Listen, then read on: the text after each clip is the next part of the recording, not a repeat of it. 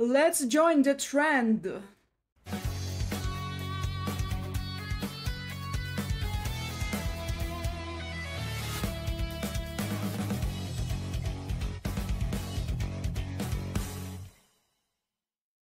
Greetings, my name is Nina, welcome back to Rockstar Wizardess. So the idea for this video isn't mine, I have seen it before on YouTube. Recently, the book Leo released a video with 1-star reviews on the book she liked, and in that video she even mentioned that she took the inspiration from Jack Edwards. Yeah, I also follow and watch sometimes Jack Edwards, however I haven't seen his video. And I decided to join this trend. So in this video I am going to go through negative reviews on the books I really liked on Goodreads. Let's join the trend of negativity and turn it into something positive. Yay! Okay, the very first book we're going to read the 1-star reviews on is The Hobbit by J.R. Tolkien. I'm planning to read this book this summer. But before I do that, let's go through some negative reviews. This was a very weird book. It annoyed me how the perspective of the story changed frequently throughout the book. I was constantly confused whether Bilbo was speaking in the past or present. This book really got on my nerves for several seasons. Sorry, but I have to unleash some of my hatred for this book. Okay, this is a long comment, but I only decided to focus on this paragraph. Well, I do not want this video to be long, so this user complains that the perspective of the story changed frequently. Well, each adventure changed Bilbo, and the novel that started lighthearted, but then it became much darker, because, spoiler alert, at the beginning there's a party, and at the end there's an entire war. Yeah, it makes sense that the perspective would change, or to be exact, evolve. And I think J.R. Tolkien handled the development well. Bilbo himself develops as a character, and I love it. In certain crowds, my rating and the words I'm about to write, well, type, would probably get me shot. But The Hobbit is still one of the most boring books I have ever read. Tolkien's writing seems so dry and impersonal, though. I can't deny he had a lot of fascinating ideas. As much as I consider Tolkien's writing difficult and hard to read, it's far from dry. Have you read Good Omens? That book was definitely dry. Well, at least Tolkien had a really beautiful writing. And to be honest, The Hobbit is actually quite easy to read. Well, at least the Russian version was. I have read to read the English version. I do not know if it's going to be much drier than the Russian translation, so we'll see. The book in general is far from dry. So okay, the next book over here, A History of Heavy Metal by Andrew O'Neill. The author sets out to list bands who qualify or not as heavy metal. Instead, he spends most of the time determining whether or not the bands are racist and agonizing over Metallica and his other equally rubbish favorite bands. How could you call these bands rubbish? Okay, I do not listen to most of the bands mentioned in the book, however, I would not call them rubbish. Has this user even heard them? At one point he complains there are too many white men in heavy metal, which is probably the most baffling brain fart in the book. There's a bit of swearing and a lot of boring anecdotes from the author's life. I actually do not mind some anecdotes. I do agree with the fact that he used the language too much, even though I actually don't mind the language if it's done well. But the book is still really funny. And very informative too. This guy is a typical airhead who keeps adding bricks to the wall that stupidly keeps people away from, you guessed it, heavy metal. If you really love heavy metal, don't read this book, or better, don't be this kind of jerk. Actually, I disagree with this. This book is quite informative. Also, I found the criticism that says that this book only focuses on the most popular bands. And yeah, that's the case. I confess that I am in favor of more European bands. However, people tend to misunderstand this book. The book isn't a full encyclopedia on metal. It doesn't focus on all countries, and this book covers only the most basic stuff about heavy metal. As much as I dislike the fact that the author, threw all the bands I like in one separate chapter, without talking about them more, this book actually does a solid job explaining the basic metal bands. Okay, I do not want to say basic, I wanted to say the entry bands. I guess that if you want to read a deeper book about heavy metal, and its subgenres and the countries the bands came from, you need a different book. This book does solid job covering the most basic facts in a very funny and light manner. Oh, and by the way, I realized one thing. The more new bands I discover, the more I see this book in a different light. I mentioned in one of my previous videos that I fell down the Lorna Shore rabbit hole, and after I did, I picked up this book to find if there's a word about Lorna Shore written here, and I was disappointed because Lorna Shore wasn't mentioned here. This book is from 2017, and I guess they weren't that popular at the time. They definitely 100% did not have Will Ramos as the singer back then. And the YouTube algorithm could not stop recommending me the hiking video until I watched it. Speaking of rock/metal music, let's go to Daisy Jones and the Six by Taylor Jenkins Reid. I would rather read Twilight or a Colleen Hoover book, but then I remember they are just as bad, lol. All the hype for this was so boring I didn't even finish it, yikes. Where was it boring? I thought it was really exciting. I guess you shouldn't show this person the biographies of real bands. And this review is even more interesting. Predictable, interminably boring. Flip to any page and I can tell you what's happening. Daisy is doing drugs. Daisy is doing stupid shit as a result of drugs. Simone is hoping for Daisy to seek rehab. Hit songs are being crafted. Billy is fighting back addiction for his family. Eddie is whining over his lack of creative control. Other characters mumble something unimportant. Has this person ever read a biography of a real band? You know, when I was reading this book, fiction and reality, they mixed, and I kept thinking that I was reading a biography of a real band. I Am Ozzy by Ozzy Osbourne. I think Ozzy is hilarious because he has lost some brain cells, and I think he's sweet in his old age. However, the book is not well written. Is that a surprise considering he wrote it? It's not in chronological order. I was hoping to hear about his childhood and then progress into his career and so on. However, it jumps around too much. He'll be writing about one thing in his past, and then he'll tell a story about something else, and then tell another story about something unrelated. The use of the F word is a constant, but that's not a surprise either.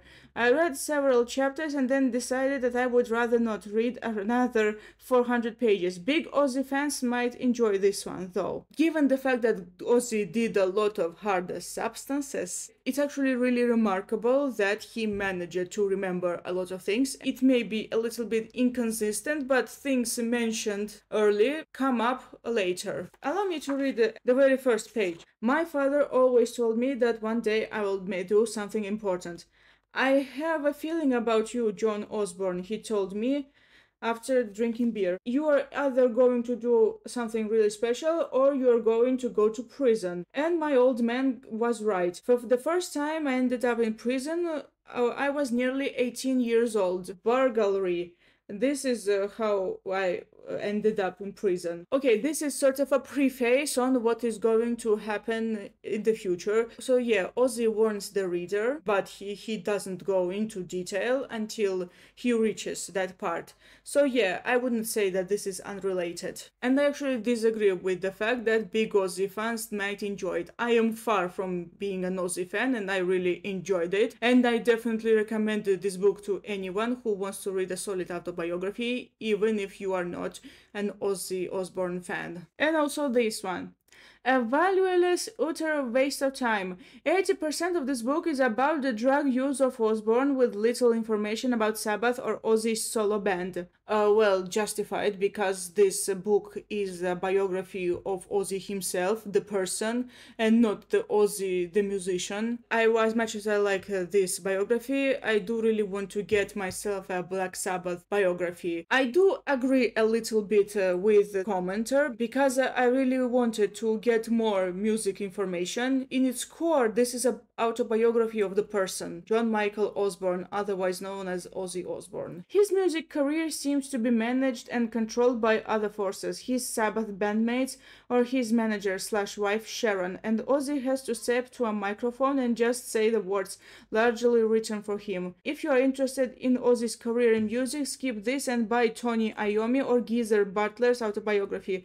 If you are interested in a modern retelling of a confession of an English opium eater with an unlimited budget and no consequences by this. Yeah, I do kinda agree that this book should have focused on Black Sabbath more. I really wanted more Ozzy, the singer of Black Sabbath, than anything else, but I still enjoyed this book. More books regarding music, and let's go to I Was Born for This by Alice Oseman, my recent favorite. This was just awful. There's everything that turns into nothing at all. And the crying. My god. I don't think there's another main character that cries this much as Jimmy. This quote sums all up. Doesn't it all feel like a dream? Yeah, or a really bad fanfiction. Emphasis on bad. I need a break from awful writing. Pardon me, I just could not stop laughing. This user complained that Jimmy cried a lot. Yeah, Jimmy is pretty much a neurotic, and the book highlights that. That's kinda the point of his character. It's not that he whines out of nowhere. He's a young boy dealing with lots of fame and some crazy fans and too many paparazzi following him, and there's a lot of pressure, and of course he's going to cry. And since he's the singer in the band, there's going to be a lot more pressure on him rather than on his two bandmates. Ew, a Tumblr One Direction fanfic. Swarm did it better, not a DNF. I have no idea what Swarm is, and yeah, I did remember One Direction. I do not listen to One Direction, never listen to them. I heard a lot about them, and while reading, I did remember the story of One Direction. And by the way, I never had a Tumblr account. Yo, this bitch is crazy obsessed. About to shelve this in the religious section, like what the fuck. Is he talking about Angel? She does seem to be kinda obsessed with the arc. Okay, now let's go to Name of the Wind by Patrick Rothfuss. I have no interest in imagining I'm someone who's stronger, deadlier, smarter, sexier, etc. than myself. A famed hero in a milquetoast world, like little different from the modern North America. I read fantasy to immerse myself in strange worlds ripe with danger and conflict, to uncurk primal wonders. And there's none of that in Rothfuss' book. Well, if you really want danger, maybe you should read the Joe Abercrombie stuff, or George R. Martin's books. Yeah, The First Law and The Song of Ice and Fire have that danger. Or you can read The Dark Tower by Stephen King. The Name of the Wind is nothing like these books. This isn't the book series where there's lots of blood and death. The Name of the Wind is about something else. His world is about as strange as dangerous as a mashed potato in a sandwich. I heard somewhere that the King Killer Chronicle isn't set in some kind of medieval fantasy, but rather as some kind of Renaissance, Enlightenment era. His protagonist is comically overblown wish fulfillment for people who weren't popular in college. I do actually kinda agree with that. Cole feels like a wish fulfillment characters. However, I would not call him a Gary Stu, Mary Sue, or whatever. Quote wasn't lucky at everything. At the same time, he wasn't unlucky all the time. I'm absolutely mystified that this novel is so highly regarded by so many. Okay, let's go to The Book Thief by Marcus Zusak. I want my money back. Rants. Sucked. I am apparently one of the few people who just do not see what all the hype is about on this one. I was really excited to read this after all the glowing reviews it got, but I was left extremely disappointed. I found the writing stilled and stuttering, hard to stutter in writing, but this book pulls it off. Overly sentimental and heavy-handed on the symbolism. Symbolism, I kind of disagree with that. It doesn't have that much symbolism. I would call The Book Thief a more atmospheric book. I can say that when you read The Book Thief, you are there with the main characters. This is how it feels. You are at that place, at that moment. Is it really sentimental? Well, to a certain extent, yes, but not that much. I hated this book.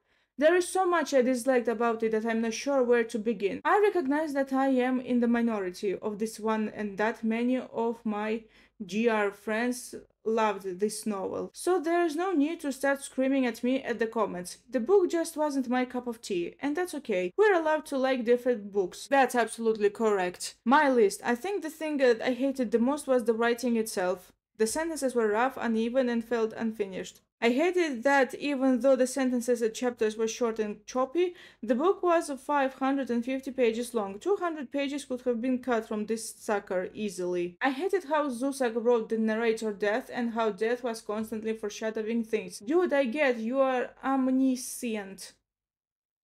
So this video is making me learn a lot of new words. Omniscient. I hated that Zusak chose to put his cliched story about a girl who likes books against the backdrop of the Holocaust. It seems like the author was milking a tragedy to try to make his book seem deeper than it is. I hated that every scene was precious, oh so schmaltzy and precious. I hated that the characters were all two-dimensional and none of them seemed real. They were just a collection of anecdotes. Disagree with this completely. Papa in the book is my favorite character and there is a lot dimension to him. He seems to be really boring and uninteresting, but he's much more than that and he's actually stronger than he actually is. I hated that the entire book felt like a pretentious writing exercise by some swarmy grad student. Pretentious writing? Where? Okay, we have 2 books left. Here we have The Never-Ending Story by Mikhail Ende. I DNF'd this at the halfway mark. This has little of the charm of the movie and is instead a rather boring plot of a children's story. There are some very clever things moving beneath the surface as the story is filled with metaphor, but at the end of the day, it just isn't entertaining. The movie is actually very odd. It's really weird. I liked it, but it's still very weird. And also, yeah, you can tell that this film was made in the 80s. I think that the reason why this user feels the way about the book is that the movie more focuses on the action/adventure stuff, whereas the book is also quite philosophical. Sure, some elements made it to the movie, well, the dialogue between Atreyu and Gmork, but the films definitely lack the philosophical aspect of the book. Reading the book about the film wasn't a pleasant experience for this user for this reason. That's what I think. Even though this is a classic, I can't stand this book. I love the movies that have been made from it. I used to watch them all the time. When it says never ending, it truly means it. I was probably stuck on this for over a month, which is probably the longest that it has ever taken me to actually read a book. I remember that I was so excited because the font was green and purple. It was amazing. There was no black in this book. That was honestly probably the most exciting thing in the book, because nothing happened. It continued to just keep going, to play on the title about how it just not stop the torture no matter how long you keep watching. Do yourself a favor, stick to those old VHS versions of The Never-Ending Story, because that at least has time limit of less than 2 hours. The whole point of Never-Ending Story is that the story continues and there is no ending, and there are going to be new characters and new things happening and so on. The title fits the book. This is what happens when you watch the film too much before reading the book. And finally, the last book in this video, The Talisman by Stephen King and Peter Straub. Well written? Yes. Good storyline? Yes. Creative? Yes. Worth reading? No. The problem I have with this book and many of the Stephen King books I have attempted to read is that everything in it presented as being mean, petty, twisted, angry, cruel, etc. Okay, this actually isn't really wrong, because Stephen King's books are full of cruelty and a lot of unlikely things. What makes The Talisman stand out is that this is relatively a much more light-hearted read compared to others. I've read much darker stories of Stephen King's. Yeah, sure, it does have a lot of darker moments, but this book is still brighter than certain other Stephen King books. When I read, I'm willing to wade through sad, oppressive, heart-wrenching difficulties with the main characters, if necessary, but ultimately I read fiction in the hopes that it's going to help me feel good about life, forget my troubles. This book takes all the worst of humanity and shows it bluntly to your face. Finally, I just couldn't stand the thought of picking the book up to be brutalized by Stephen King's and Peter Straub's writing again, so I didn't. I'm so glad this was a library book rather than a purchase. And also added, wish I hadn't picked up. Is this the same guy who wrote The Dark Tower? Funny enough, I would write about The Dark Tower. Is this the same guy who wrote The Talisman? Horrible experience. I literally stopped reading the book 3 chapters before the story ended. I just couldn't. There was an excessive use of unnecessary side characters and side quests. The whole part of Jack Sawyer in the tavern was useless and so painful to read. The transitions between certain scenes were unclear in many cases. 1 minute someone is completely well, and in the next page they are sick and dying. I felt the flow wasn't seamless.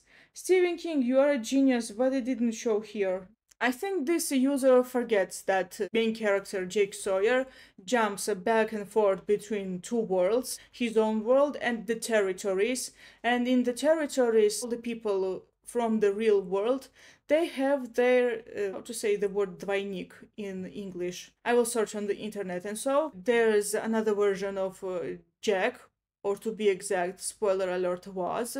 And there's another version of his mother, who is sick in both worlds, and there's another version of other characters. You got the point, and this kinda makes sense. I do actually agree that Jack Sawyer's mother did seem in good health, and her suddenly becoming sick could have been explained better. Yeah, this book is 800 pages long, and yeah, probably something should have been cut from this book, but otherwise it's still a solid experience to read. It was really fun. And so these were the negative reviews on the books that I liked. Maybe I should do a part 2. Thank you so much for watching. I hope you enjoyed this video. See you next time.